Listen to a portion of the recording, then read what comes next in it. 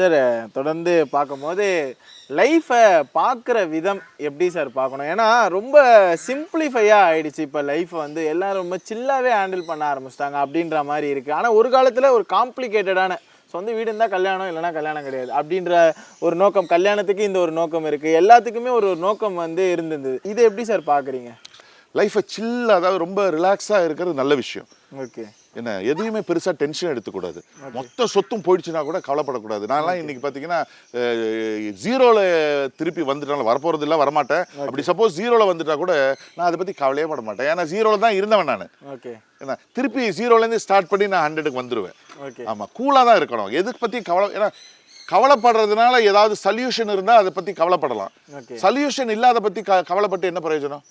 நம்ம உடம்பு தான் கெட்டு போதும். ஸ்ட்ரெஸ்ஸு, ஆன்சைட்டி, டிப்ரெஷனு, பிபி எல்லாம் தான் வரும். டென்ஷனே எடுத்துக்கூடாது. எதை பற்றியும் யாரை பற்றியும் பொறாமையும் படக்கூடாது.